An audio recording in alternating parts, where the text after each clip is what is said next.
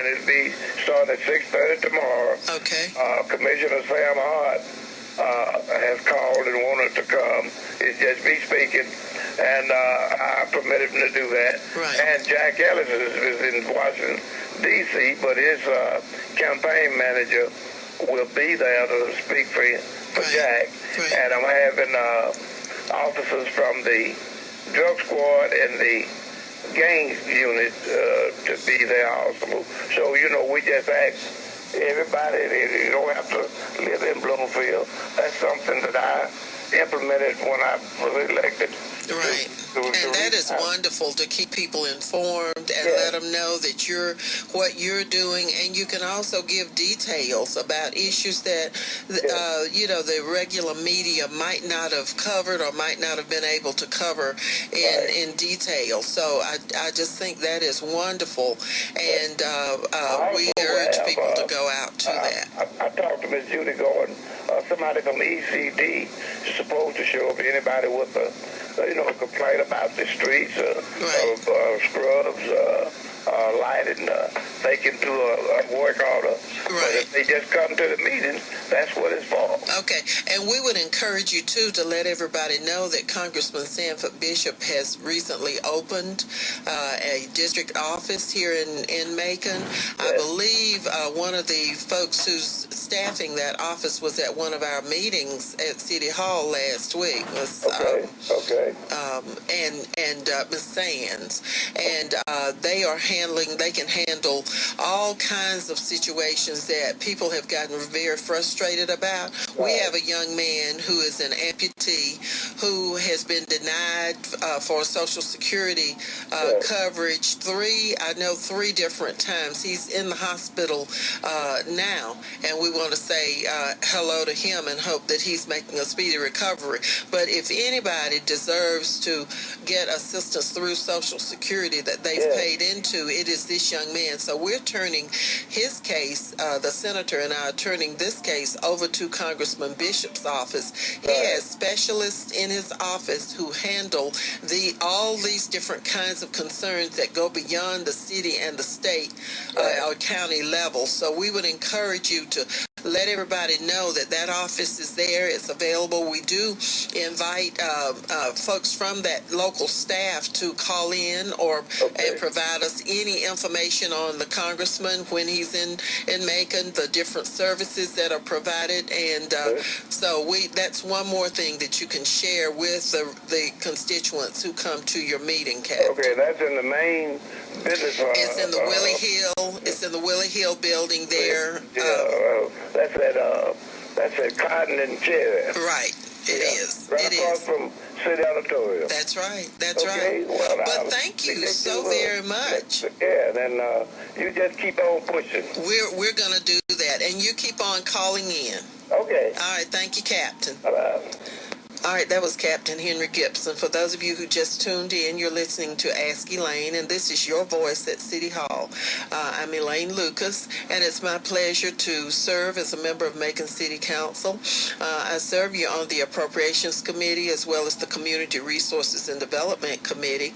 I have previously chaired the Community Resources and Development Committee and served as vice chair of that committee, and have served you on just about every board or authority or committee in the city, from Cherry Blossom to Board of Health to many of these. So keep in mind my years of service as you make your decision about the candidate that you will vote for District 3 Commissioner, and I offer my services to you in that capacity. But you will be hearing from me one-on-one so that I can explain to you what this whole thing is about and what I hope to do with your cooperation as one of your new commissioners.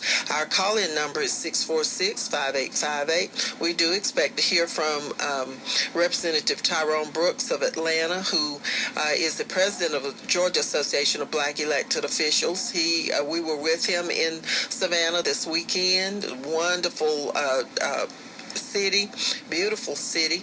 I always loved that. I graduated from Savannah State, and both my brothers live in Savannah, so I always enjoy going back for the meetings, but also for family time and visiting dear old SSC.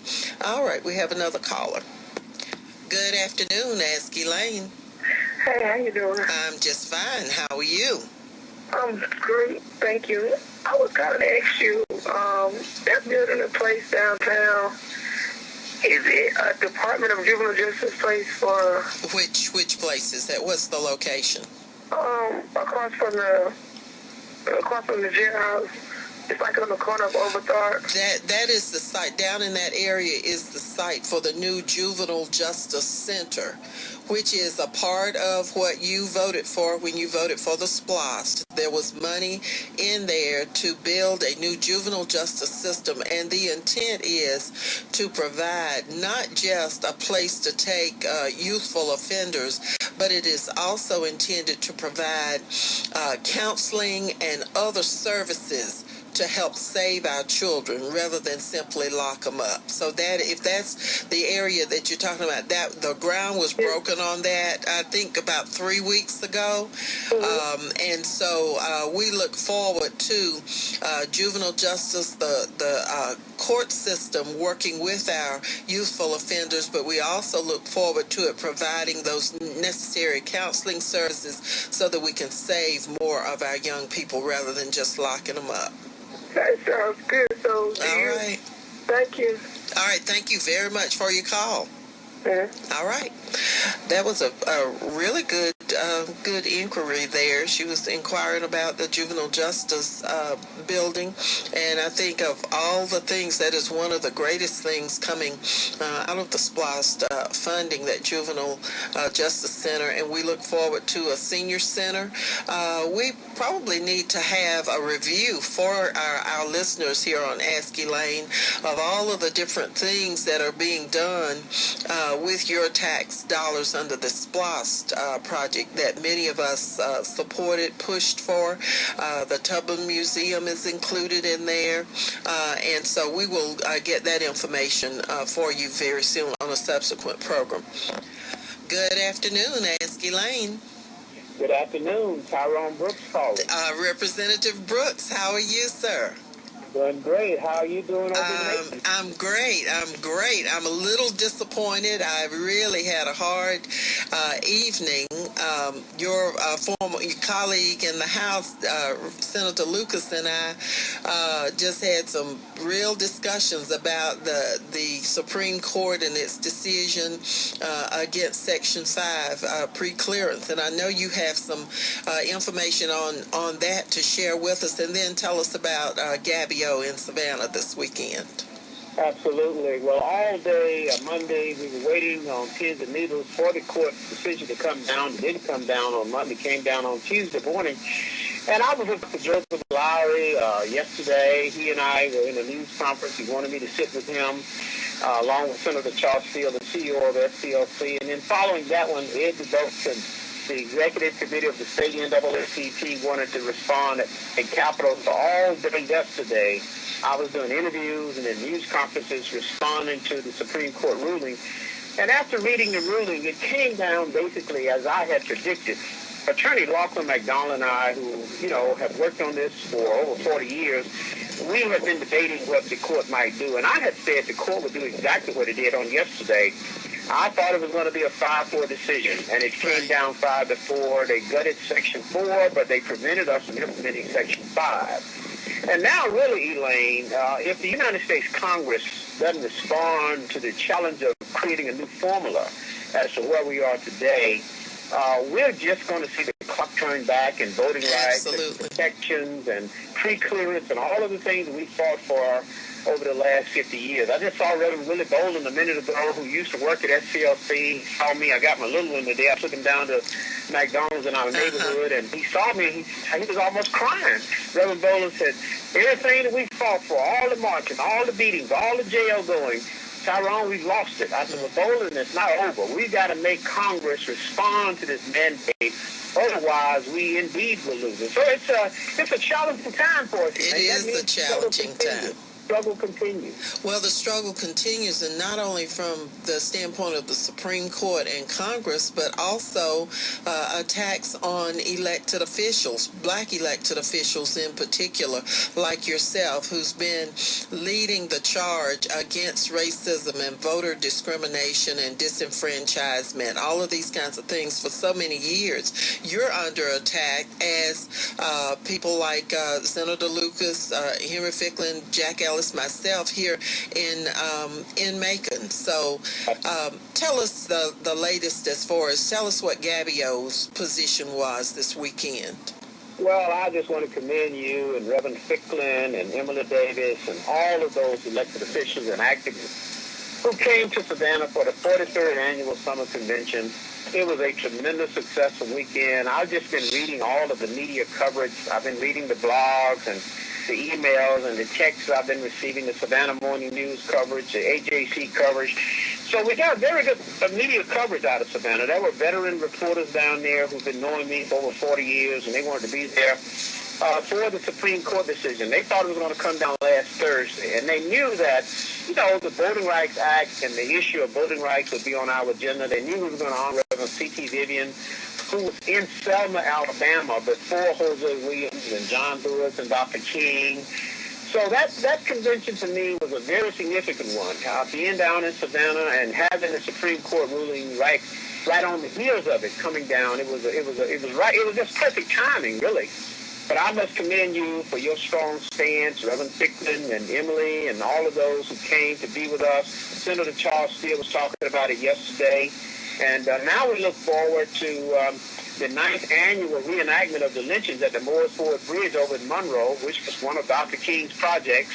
And following that, we'll be looking toward going down to the Dorchester Center in Liberty County, in Midway, Georgia, for the fall conference, where we will be highlighting all of the things that we've accomplished, but also looking forward to meeting this challenge from the U.S. Supreme Court. We've got to lobby Congress real hard. I know Congressman Lewis, my friend, my neighbor, is doing it right now. We've got to call on the leadership of the Democratic Party and the Republican Party in Congress. And we got to say we need some Everett Dirksen and Hubert Humphreys to come forward, Democrats and Republicans, and work with this Democrat president as they did in 1965 with President Lyndon Baines Johnson, so that we can really make sure that the 1965 Voting Rights Act is not forgotten, and that all of the protections that we've enjoyed will be there for future generations to come. Right. We want to thank you for your years of service, and I'm very proud of the fact. For those who just tuned in to Ask Elaine, we are talking with the Honorable Tyrone Brooks, representative in the House from Atlanta, civil rights icon, fearless leader, president of the Georgia Association of Black Elected Officials, who's called in to Ask Elaine today to give us an update on the Georgia Association of Black Elected Officials conference that was held in Savannah on this past weekend. And he's also talking about the Supreme Court and their decision on the pre-clearance Section 4 of the Voting Rights Act. We encourage you to call in after we have finished our conversation with Representative Brooks to give us any comments that you might have. Our number is 646-5858. Representative Brooks, what are some of the things that the average person can do today? We're in shock, obviously, that this would happen. And all of us have said, don't the Supreme Court justices know that discrimination is still rampant in this country? Why in the world would they remove one of the methods of protecting people from discrimination and discriminatory voting practices, like the consolidation effort in our state now, and like the nonpartisan election push that's still being pushed here in our community, the moving of voting months, dates for voting, those kinds of things? What would you say to the average person that he or she can do to help save their voting rights? Well, I want the citizens who are listening to your show to know that it's not over, that we simply must roll up our sleeves and begin to work harder. We've got to stay in touch with those members of Congress. I would urge those who are listening to talk to your members of Congress and your two United States senators in particular, because we have two United States senators who are Republicans. One is retiring, and one seems to be pretty moderate. I served with him, David, and I served with him. And I think we can talk to them and really say to them, you know what, this ought to be a bipartisan